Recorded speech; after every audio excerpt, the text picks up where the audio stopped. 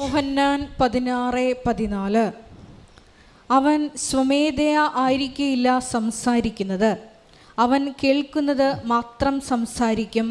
വരാനിരിക്കുന്ന കാര്യങ്ങൾ അവൻ നിങ്ങളെ അറിയിക്കും. അവൻ എനിക്കുള്ളവയിൽ നിന്ന് സ്വീകരിച്ച് നിങ്ങളോട് പ്രഖ്യാപിക്കും.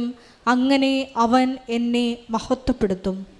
വരാനിരിക്കുന്ന കാര്യങ്ങൾ അവൻ നിന്നോട് പറയുന്നത്. പരിശുദ്ധാത്മാവിന് ഉടമ്പടിയാണ് പരിശുദ്ധാത്മാവ് സ്വീകരിക്കാനുള്ള ഏറ്റവും നല്ല പ്രായോഗിക സൂത്രവാക്യം. കാര്യം അതിൻ്റെ അകത്ത് വിശ്വാസ ആവിഷ്കാരത്തിൻ്റെ പ്രാർത്ഥനയുണ്ട്, പ്രയോഗമുണ്ട്, പ്രഖ്യാപനമുണ്ട്.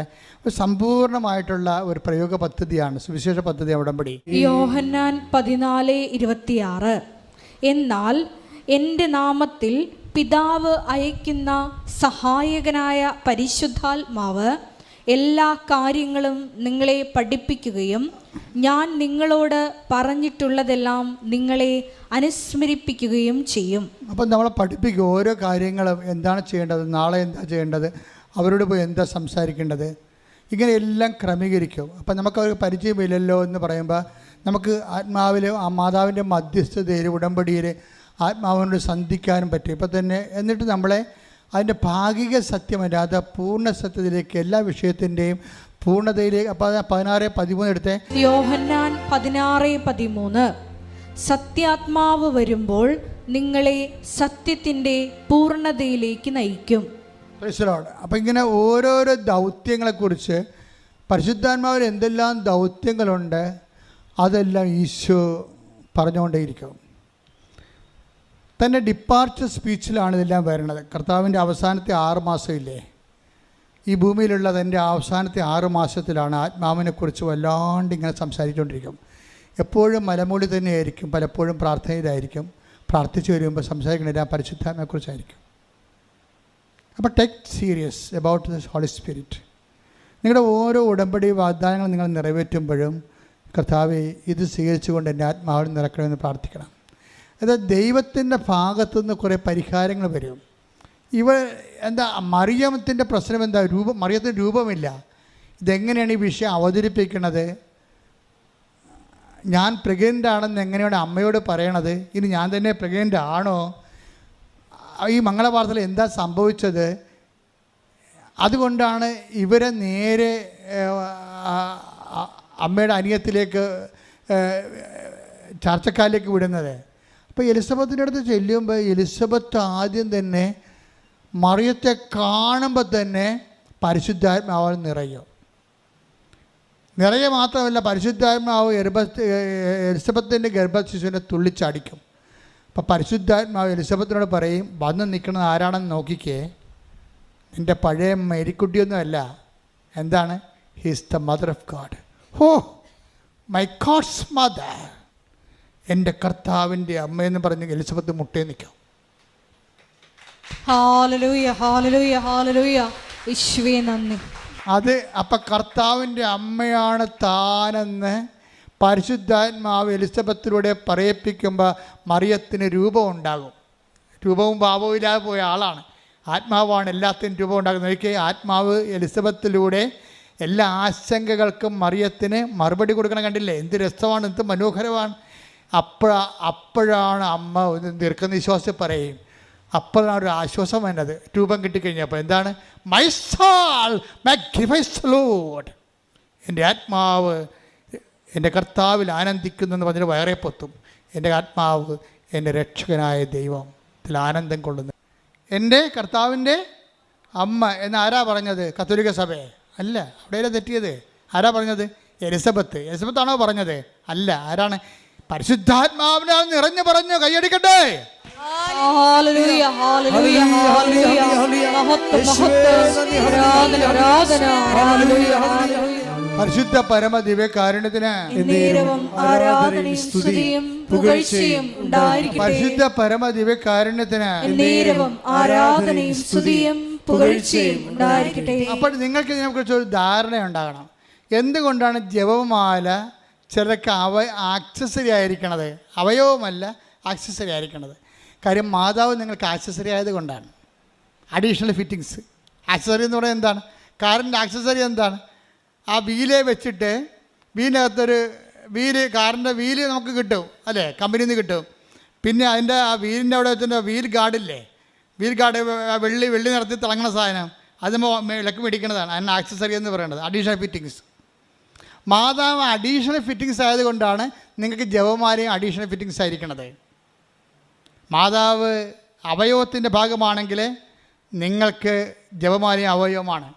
ആധ്യാത്മികമായ വേദശാസ്ത്രങ്ങളിലെ മാതാവ് അവയവത്തിൻ്റെ ഭാഗമാണ്. My God's mother. അത് എലിസബത്ത് പറഞ്ഞതല്ല, പിന്നെ ആരാ പറഞ്ഞത്?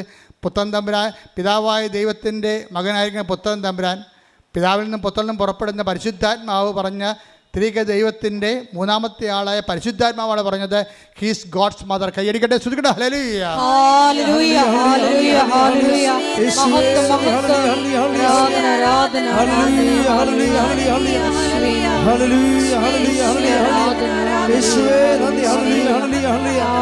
ഹല്ലേലൂയ.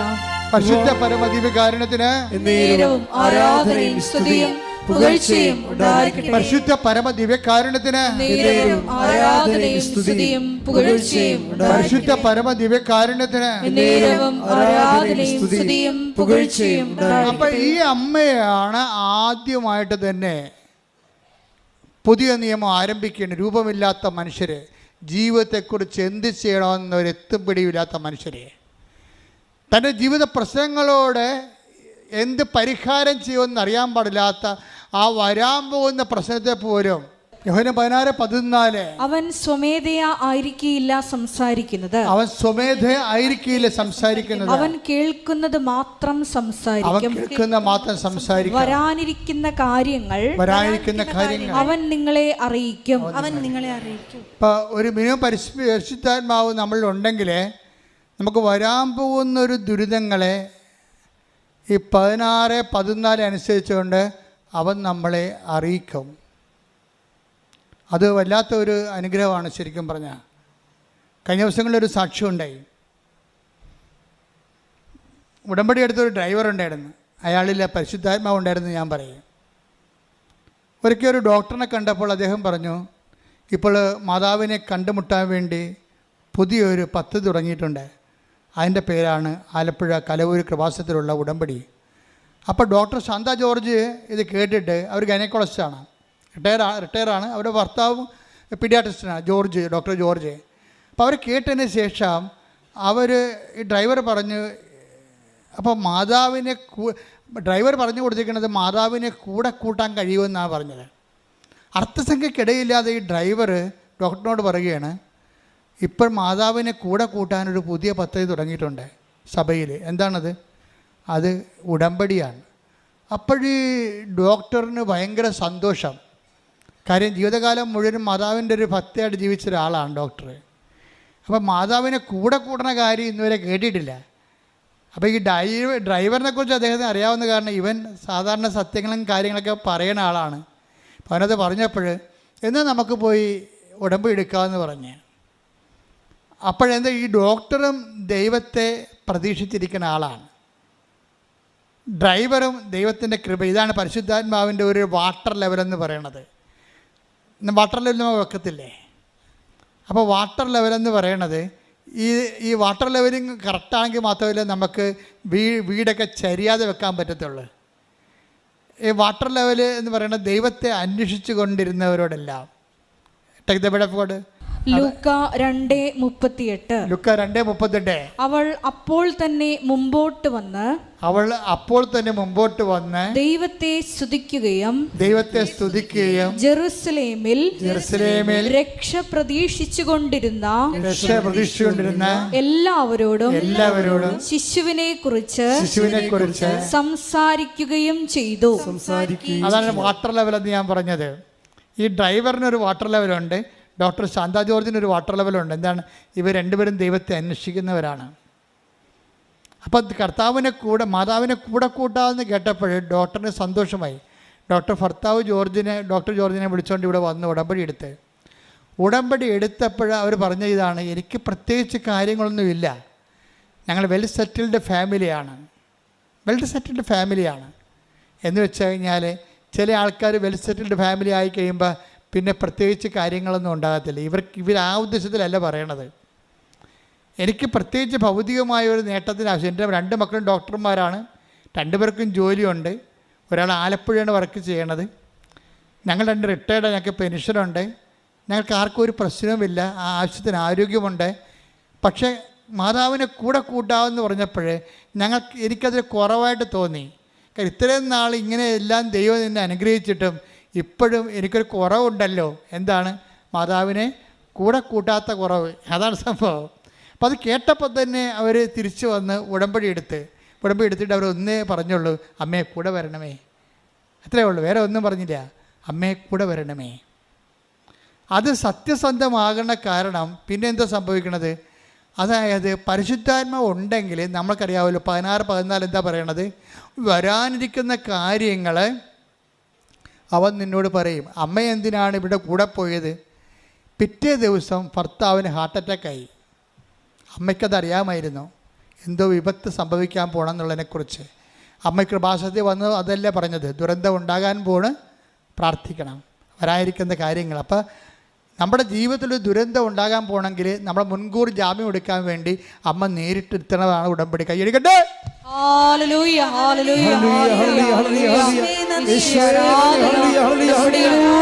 ഞങ്ങളുടെ ദുരന്ത മുഖങ്ങളിലേക്ക് സഞ്ചരിച്ചെത്തുന്ന മാതൃസാന്നിധ്യത്തിന്, സ്നേഹത്തിന് നന്ദി പറയുന്നു. നമ്മുടെ ആധ്യാത്മികതയിൽ നമുക്ക് ഭൗതികമായിട്ട് നമുക്ക് എല്ലാം ഉണ്ടായാലും ദൈവം പറയും, നിനക്കൊരു കുറവുണ്ട്. എന്താ കാര്യം? വരാൻ പോകുന്ന ദുരിതങ്ങളെ കണ്ടുപിടിക്കാനുള്ള കാര്യം നിനക്ക് ഇല്ല. അതിനെന്ത് ചെയ്യണം? ഞാൻ നിൻ്റെ കൂടെ ഉണ്ടാവണം. അതാണ് വിഷയം. അപ്പോൾ ഈ കുടുംബത്തിന് വലിയൊരു വിപത്തുണ്ടാകാൻ പോകണമെന്ന് കണ്ടപ്പോൾ തന്നെ ഈ ഡ്രൈവറിലൂടെ, പിന്നെ ആ ഡ്രൈവറാണ് അതിന് ഉപയോഗപ്പെട്ടത്. ഡ്രൈവറിലൂടെ പറഞ്ഞു, എന്നോട് നീ വന്ന് അവരോടൊന്ന് ഉടമ്പെടുക്കാൻ പറയാം, എനിക്ക് അവരുടെ ഭവനത്തിൽ ചെല്ലണം, അവരെ ഈ വിഷയത്തിൽ നിന്ന് അവരെ സംരക്ഷിക്കണം. അപ്പോൾ ദൈവം എന്ത് കരുതലാണെന്ന് നോക്കി. ഇതോടുകൂടി ഈ ഡോക്ടറിൻ്റെ, അതായത് 3 ഞരമ്പുകളാണ് ഡാമേജ് ആയിരിക്കുന്നത്. പൈസണ്ടേ, ഹൃദയത്തിൻ്റെ 3 ഞരമ്പുകൾ ഡാമേജായി. ഇത് അറ്റാക്ക് കഴിഞ്ഞ് കൊണ്ടുപോയി ഓപ്പറേഷൻ വേണമെന്ന് പറയുമ്പോൾ ആരും ഓപ്പറേഷൻ ചെയ്യാൻ തയ്യാറല്ല. ആരും. എന്താ കാര്യം? ഓപ്പറേഷൻ ചെയ്താൽ വേറെ ഞരമ്പ് 3 അവിടെ വെച്ച് കൊടുക്കാൻ ഈ ശരീരം ഈ ഏജിൽ താങ്ങത്തില്ല. ഈ ശരീരം ഈ ഏജിൽ താങ്ങത്തില്ല. അപ്പോൾ ഡോക്ടറായത് കാരണം അദ്ദേഹത്തിനും അതറിയാം. മകനും ഡോക്ടറാണ്. അപ്പോൾ അവർ പറഞ്ഞ്, എനിക്ക് മരുന്ന് കിട്ടിയാൽ മതി, ഞാൻ മരുന്ന് കഴിച്ച് ഇനി കുറച്ച് നാൾ ഓപ്പറേഷനൊന്നും ഇല്ലാതെ മരുന്ന് കഴിച്ച് ദൈവം ആയുസ് തന്നത്തിനേക്കാളും ജീവിച്ചോളാം എന്ന് പറഞ്ഞ്. 78 വയസ്സുണ്ട്. അതാണ് പ്രശ്നം. 78 വയസ്സ് ആരും ഹൃദയത്തിന് ഓപ്പറേഷൻ ചെയ്യത്തില്ലല്ലോ. അപ്പോൾ അതുകൊണ്ട് എനിക്ക് ഓപ്പറേഷൻ, ഡോക്ടർ തന്നെ പറഞ്ഞു എനിക്ക് ഓപ്പറേഷൻ വേണ്ട, എനിക്ക് മരുന്ന് മതി എന്ന് പറഞ്ഞ്. പക്ഷേ പിന്നീട് ഈ മാതാവിൻ്റെ ഒരു ചൈതന്യം കുടുംബത്തിൽ വന്നപ്പോൾ ആ റിസ്ക് എടുക്കാൻ പറ്റിയ ഡോക്ടർമാർ അവർക്ക് കിട്ടി. ഈ ഓപ്പറേഷൻ വേണ്ടി റിസ്ക് എടുക്കാൻ പറ്റിയ ഡോക്ടർമാരെ കിട്ടി. ഈ 78 വയസ്സുള്ള ആളിൻ്റെ ഹൃദയം തുറന്ന് ശസ്ത്രക്രിയ നടത്തി. പക്ഷേ ശസ്ത്രക്രിയ നടത്തിയിട്ട് ഇവരെ 2 ദിവസം കഴിഞ്ഞപ്പോൾ ICU വാർഡിൽ നിന്ന് വാർഡിലേക്ക് കൊണ്ടുവന്ന്, മുറിയിലോട്ട് കൊണ്ടുവരുമ്പോഴും ആ മറ്റേ അപ്പാരറ്റസ് എല്ലാം, മെഷീൻസ് ഉണ്ടല്ലോ, അതായത് നമ്മുടെ പൾസ് റേറ്റ്, ഹാർട്ട് സൈസൊക്കെ നോക്കുന്ന പ്രഷർ റേറ്റ്, എല്ലാ മെഷീൻസും കടുപ്പിച്ചപ്പോൾ എല്ലാം നോർമലായിട്ട് പോകുന്നുണ്ട്. അപ്പോൾ ഡോക്ടർമാർ വന്നിട്ട് കൂടി ആലോചിച്ചിട്ട് പറഞ്ഞു, ഇപ്പോൾ നമുക്ക് നോർമലാണല്ലോ, ഇനി മെഷീൻസ് എല്ലാം ഊരാവെന്ന് പറഞ്ഞ് രോഗി സുഖമായി കിടന്ന് ഉറങ്ങട്ടെ എന്ന് പറഞ്ഞു. അപ്പോൾ ഈ ഡോക്ടറിൻ്റെ ലേഡി ഡോക്ടർ അവരും പറഞ്ഞു, അവരും ഉറങ്ങിയിട്ട് ദിവസങ്ങളായി. അപ്പോൾ അവർ രണ്ടുപേരും കൂടി ഇതൊക്കെ ഊരി മാറ്റിയിട്ട്, മെഷീനൊക്കെ ഊരി മാറ്റിയിട്ട്, കണക്ഷനൊക്കെ ഊരി മാറ്റിയിട്ട് ഉറങ്ങി എഴുന്നേറ്റ് രാവിലെ നേഴ്സ് വന്ന് നോക്കിയപ്പോൾ പെട്ടെന്ന് അലറിപ്പോയി. എന്താ കാര്യം? ഇതെല്ലാം ഹാർട്ട് റേറ്റ് കൂട്ടി അത് 126 അത് മരിക്കണ സമയത്തേക്ക് മാറി. അപ്പോൾ അടുത്ത സെക്കൻഡ് മരിക്കും. ഡോക്ടർമാരെല്ലാം വിളിച്ച് അലറിപ്പാഞ്ഞ് ഇവിടെ വന്ന്, പക്ഷേ എന്ത് ചെയ്യണമെന്ന് അറിയാൻ പാടില്ല. മെഷീൻസ് എല്ലാം കടുപ്പിച്ചപ്പോഴും ഇങ്ങനെ 126 നിൽക്കുകയാണ്. നമുക്കറിയാമല്ലോ, കോവിഡ് കാലത്ത് നമുക്കറിയാം 92, 98 എന്ന് പറയുമ്പോൾ തന്നെ ഓക്സിജൻ സാച്ചുറേഷൻ തുടങ്ങും. ഇപ്പം 126 നിൽക്കുക ഹാർട്ട് റേറ്റ്. ഇപ്പം എല്ലാം തീർന്നു, ആൾ പോയെന്ന് വിചാരിച്ചു. അപ്പോഴുടനെ ഈ ലേഡി ഡോക്ടർ പറഞ്ഞ് മകനോട് പറഞ്ഞു, മകൻ ഡോക്ടറോട് പറഞ്ഞ്, നീ വേഗം ആ ഓൺലൈൻ ഉടമ്പടി എനിക്ക് കണക്ട് ചെയ്യാൻ പറഞ്ഞു. ഓൺലൈൻ ഉടമ്പടി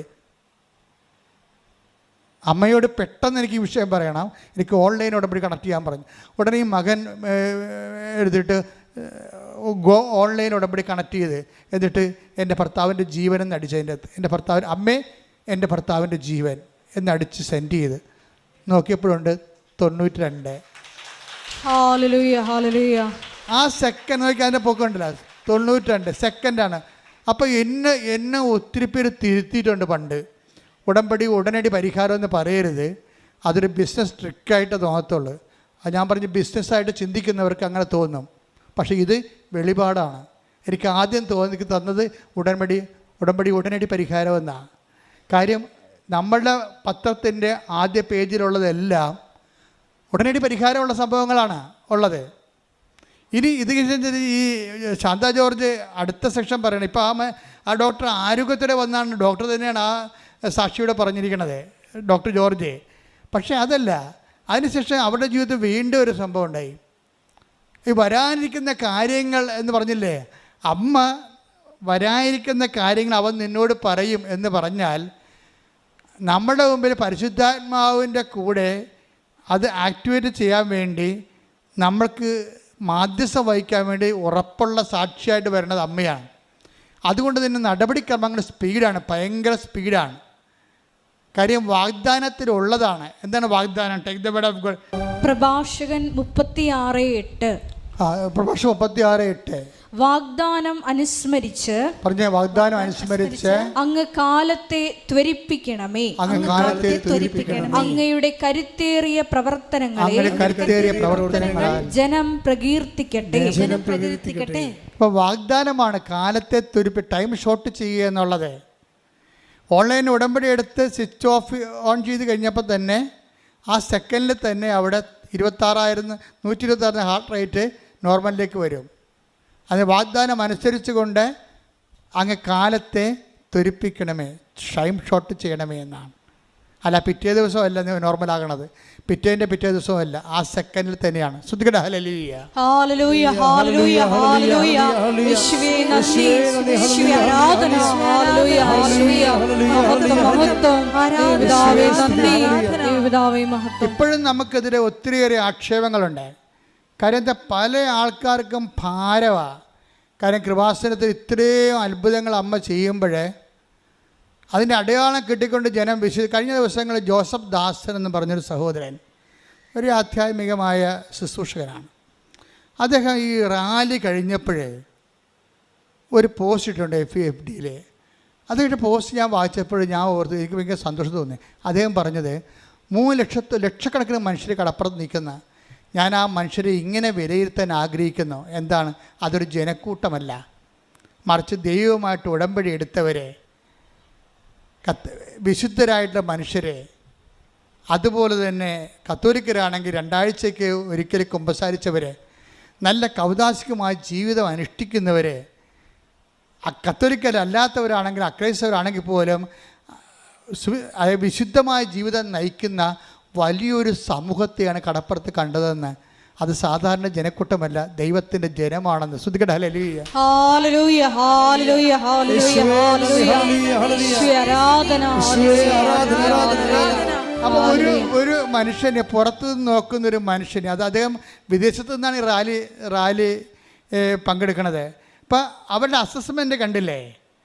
ഇവിടുത്തെ വിശുദ്ധരായ അവൈദികരായിട്ട് അൽമേരുടെ പോലും നിലപാട് ഇതാണെങ്കിലും ചില അച്ഛന്മാർക്ക് ഇപ്പോഴും കുത്തിത്തിരിപ്പുണ്ട്.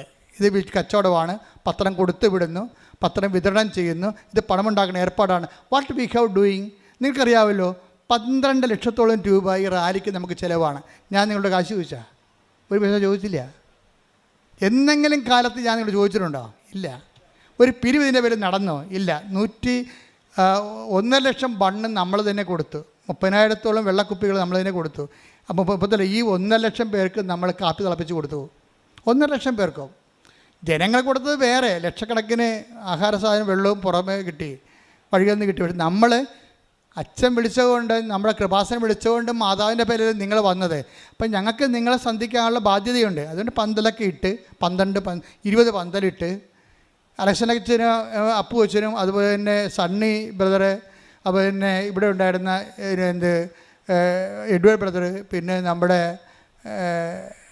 വളണ്ടിയർ ക്യാപ്റ്റനായിട്ടുള്ള റോബർട്ട് ബ്രദറ്, അങ്ങനെ എത്രയോ പേരാണ് ഇതിൻ്റെ പിന്നിൽ യോമോളൊക്കെ പ്രാർത്ഥിക്കുകയും സിസ്റ്റർമാർ, ഇവിടെയുള്ള എല്ലാ എക്സിക്യൂട്ടീവ് അംഗങ്ങളും നിരന്തരമായിട്ട്, തങ്കച്ചേടൻ, ഇങ്ങനെ എല്ലാവരും നിരന്തരമായിട്ട് പ്രാർത്ഥിച്ച് അതിമനോഹരമായിട്ട് ഒരു കരട് പോലും വീഴാതെ.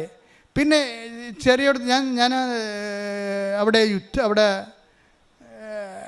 സമരത്തിന് പോയപ്പോൾ ഇവിടെ മുനമ്പത്ത് ഞാൻ സമരത്തിന് പോയ ദിവസം അവിടെയുള്ളവർ, സമരപ്പാട്ടിൽ നിന്നവർ എന്നോട് പറഞ്ഞു, വെച്ചാൽ അർത്തിങ്കെ പള്ളി വന്നപ്പോൾ ഇത്തിരി ഭയങ്കര ഗുഡൂസ് വഴിയിൽ വന്നു, അപ്പോൾ എനിക്കിത്തിരി ബുദ്ധിമുട്ട് തോന്നിയെന്ന് പറഞ്ഞു. അപ്പോൾ ഞങ്ങൾ ഉടനെ അവരോട് പറഞ്ഞു, അടുത്ത കൊല്ലം നമുക്ക് വിശാലമായ കടപ്പുറത്തുകൂടി തന്നെ പോകാം, ഒരു പ്രശ്നവുമില്ല, ഒരു ഗുഡൂസിലും കയറത്തില്ല, നല്ല ഓക്സിജൻ കിട്ടി നല്ല ഭംഗിയായിട്ട് പോകാം. കാര്യം അത് ഒരു മിസ്റ്റേക്കല്ല, നമ്മൾ തണൽ നോക്കി ആൾക്കാർക്ക് തണുപ്പ് നോക്കി പോയതാണ് വെയിലിൽ നിന്ന്. അപ്പോൾ ഇത്തിരി ഗുഡൂസായിപ്പോയി. ഒരു മിസ്റ്റേക്കല്ല, ഒരു കുഴപ്പമില്ലാതെ മാതാവും നമ്മളെ കൂടെ കൊണ്ടുപോകുന്നു. എല്ലാവരും എന്തോ ആസ്ട്രേലിയയിലൊക്കെ 12 പേരാ ഇന്നലെ വന്ന് സാക്ഷ്യം പറഞ്ഞവർ, അവർ ഇത് ഫ്ലൈറ്റ് എടുത്ത് വന്നിരിക്കണത്. അപ്പോൾ ലോകം മുഴുവനുള്ള ആൾക്കാർ ഈ ദിവസം എല്ലാ കൊല്ലവും നിങ്ങൾ ഓർത്തേക്കണം, ഒക്ടോബർ മാസം അവസാനത്തെ ശനിയാഴ്ചയാണ് ഡേറ്റ്. അപ്പോൾ ഫ്ലൈറ്റൊക്കെ ഉള്ളവരും ട്രെയിനുള്ളവരൊക്കെ നേരത്തെ ബുക്ക് ചെയ്തിട്ട് അവർക്ക് നിങ്ങൾക്ക് പൈസ കുറച്ച് കിട്ടും. അപ്പോൾ അതനുസരിച്ച് നിങ്ങളെ കാര്യം ഈ സംഭവം അച്ഛനില്ലെങ്കിലും, അച്ഛൻ ചത്തുപോയാലും, കർത്താവ് വിളിച്ചാലും ഇത് മാതാവിൻ്റെ ജോലി നടക്കും, ഒരു സംശയമില്ല കാര്യത്തിൽ. എന്ന് വെച്ച് കഴിഞ്ഞാൽ ഇത് ദൈവികമായൊരു പദ്ധതിയാണ്. ദൈവികമായ പദ്ധതിയാണ് നമ്മൾ എല്ലായിടത്തും കാണുന്നത്. അപ്പോൾ ദൈവിക പദ്ധതിക്കെതിരെ സഭയുടെ അകത്ത് നിന്ന് ഒരു പറ്റം വൈദികർ പല കാലങ്ങളിൽ എന്നെ ഈ ശുശ്രൂഷയെ ആക്രമിച്ചിട്ടുണ്ട്, ഇന്നും ആക്രമിക്കുന്നുണ്ട്. അവർ അധികാര സ്ഥാനങ്ങൾ കയ്യിലെടുത്തുകൊണ്ട് ഇതിനെങ്ങനെയാണ് ടോർപ്പേഡ് ചെയ്യേണ്ടതെന്ന് ആലോചിക്കുന്നുണ്ട്. അപ്പോൾ ഇങ്ങനെയുള്ള എല്ലാ കാര്യങ്ങളെക്കുറിച്ചും പ്രാർത്ഥനാ ജാഗ്രത. നിങ്ങൾ കൃപാസനത്തിന് വേണ്ടി പ്രാർത്ഥിക്കണം.